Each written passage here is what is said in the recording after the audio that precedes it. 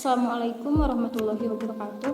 Halo semuanya, sebelumnya perkenalkan nama saya Wita Duyanti dari kelas 1D Program Studi Pendidikan Guru Sekolah Dasar dari Universitas Pendidikan Indonesia Kampus di Purwakarta. Pada video kali ini, saya akan mempresentasikan materi landasan pendidikan, yaitu landasan yuridis pendidikan dengan dosen pengampu Profesor Sofyan Iskandar MPD dan Ibu Primanita Solihah Rosmana MPD. Yang pertama, pengertian. Pengertian landasan yuridis atau hukum pendidikan dapat diartikan seperangkat konsep peraturan perundang-undangan yang berlaku yang menjadi titik tolak atau acuan bersifat material dan bersifat konseptual dalam rangka praktek pendidikan dan studi pendidikan. Dengan kata lain, landasan yuridis atau hukum pendidikan yaitu asumsi-asumsi yang bersumber dari peraturan perundangan yang berlaku yang dijadikan titik tolak dalam pendidikan, atau bisa juga disebut dengan pedoman atau pijakan hukum dan peraturan dalam melaksanakan sistem pendidikan. Kemudian ada peranan landasan yuridis pendidikan. Peranan landasan yuridis dalam pendidikan adalah memberikan rambu-rambu tentang bagaimana pelaksanaan sistem pendidikan dan manajemen pendidikan dilaksanakan selaras dengan peraturan perundang-undangan yang berlaku. Undang-Undang RI No. 20 Tahun 2003 tentang Sistem Pendidikan Nasional dinyatakan setiap warga negara yang berusia 7 sampai dengan 15 tahun wajib mengikuti pendidikan dasar. Pasal 6, setiap warga negara yang berusia 6 tahun dapat mengikuti program wajib belajar. Pasal 34, implikasinya, kepala sekolah dasar atau panitia penerima siswa baru di SD harus memprioritaskan anak-anak atau pendaftar berusia 7 tahun untuk diterima sebagai siswa daripada anak-anak yang baru mencapai usia 6 tahun. Kemudian ada urgensi landasan yuridis pendidikan. Landasan yuridis banyak memberikan pengetahuan tentang program, aturan, atau hukum dalam pelaksanaan praktek pendidikan di Indonesia. Pendidikan menurut Undang-Undang Dasar 1945. Undang-Undang Dasar 1945 merupakan hukum tertinggi di Indonesia, sehingga semua peraturan perundang-undangan yang lain harus tunduk dan tidak boleh bertentangan dengan Undang-Undang 1945. Pasal 31 ayat 1 dan 2.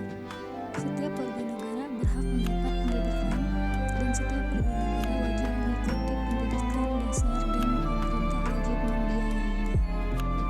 Kemudian pasal 31 ayat 3, pemerintah mengusahakan dan menyelenggarakan satu sistem pendidikan nasional yang meningkatkan keimanan dan ketakwaan serta akhlak mulia dalam rangka mencerdaskan kehidupan bangsa yang diatur dengan undang-undang.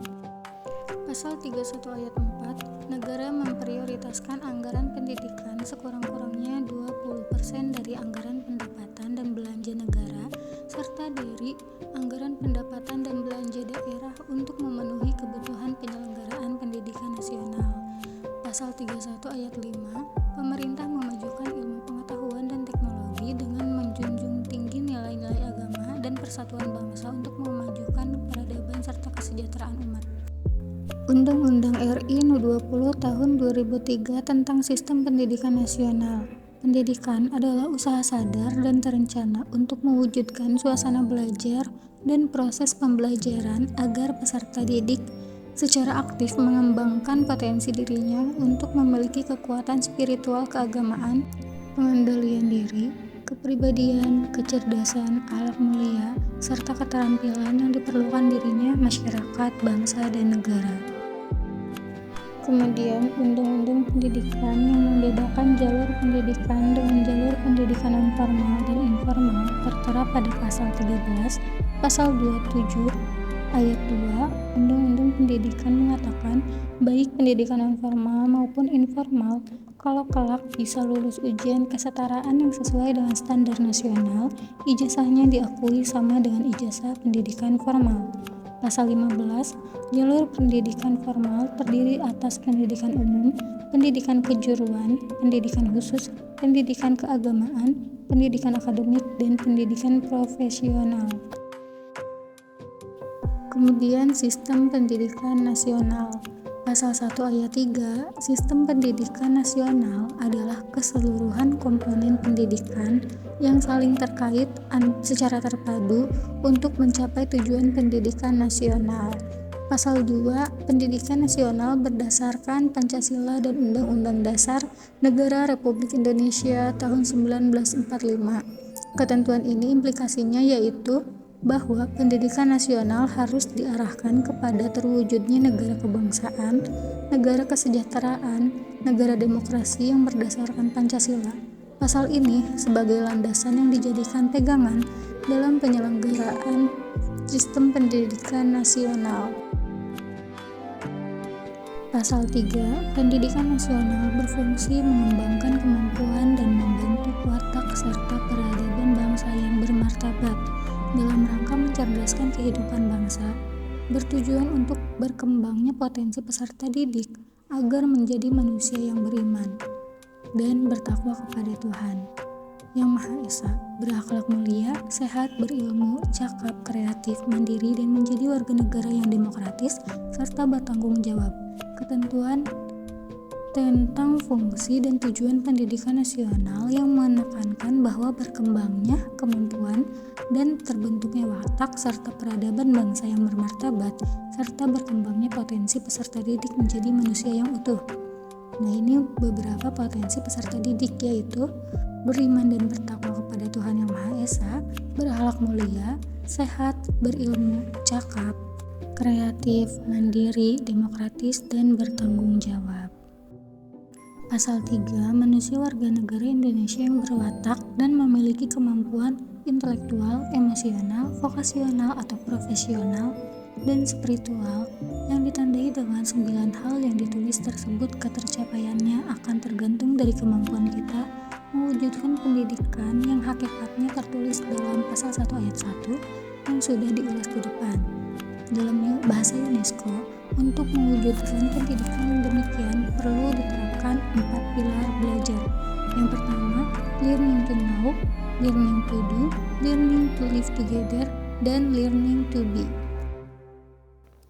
Undang-Undang RI No. 14 Tahun 2005 tentang Guru dan Dosen Pasal 8. Guru wajib memiliki kualifikasi akademik, kompetensi, sertifikasi, pendidik, sehat jasmani dan rohani, serta memiliki kemampuan untuk mewujudkan tujuan pendidikan nasional.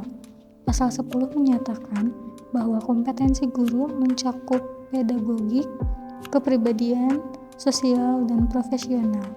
Pasal 11 menyatakan bahwa sertifikasi diselenggarakan oleh perguruan tinggi yang memiliki program pengadaan tenaga kependidikan yang terakreditasi dan ditetapkan oleh pemerintah.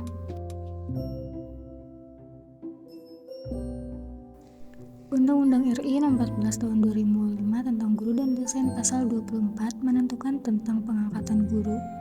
Guru pendidikan menengah dan pendidikan khusus tingkat ditempatkan, dipindahkan, dan diberhentikan oleh pemerintah provinsi. Sedangkan untuk guru pendidikan dasar dan usia dini dilakukan oleh pemerintah kabupaten atau kota. Pasal 42 menguraikan tentang organisasi profesi guru yang memiliki wewenang sebagai berikut. 1. Menetapkan dan menegakkan kode etik guru. 2. Memberikan bantuan hukum pada guru. 3. Memberikan perlindungan profesi guru. 4. Melakukan pembinaan dan pengembangan profesi guru.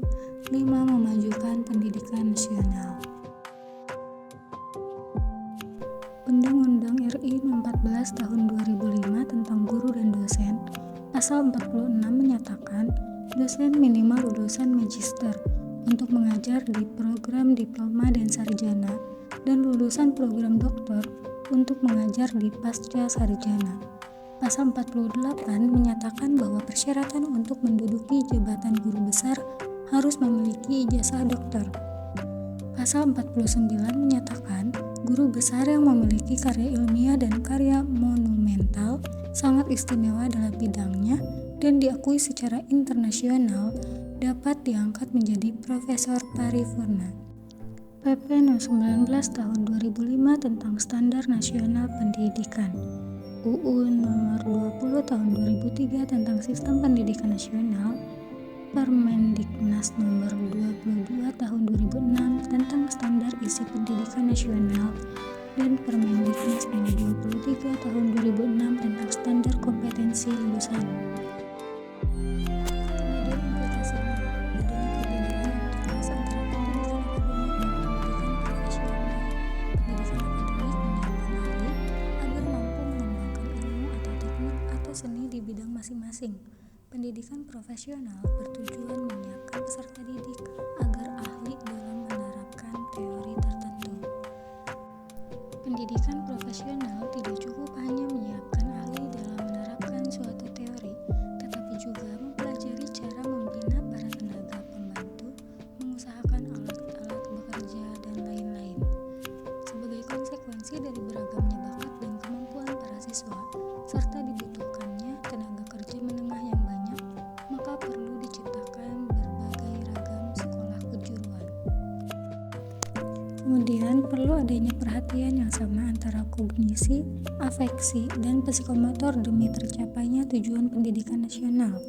Pendidikan humaniora termasuk pendidikan moral Pancasila perlu lebih menekankan pelaksanaan dalam kehidupan sehari-hari. Perlu pemilihan isi kurikulum muatan lokal dan kerjasama antar semua elemen pendidikan. Dan yang terakhir ada visi misi pendidikan nasional.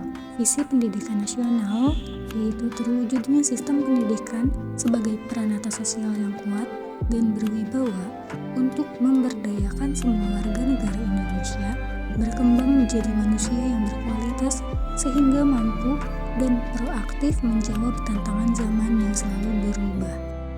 Dan misi pendidikan nasional yang pertama mengupayakan perluasan dan pemerataan kesempatan memperoleh pendidikan yang bermutu bagi seluruh rakyat Indonesia. Yang kedua, membantu dan memfasilitasi pengembangan potensi anak bangsa secara utuh sejak dini sampai akhir hayat dalam rangka mewujudkan masyarakat belajar. Sekian materi yang dapat saya sampaikan. Jangan lupa like, komen, dan share video ini.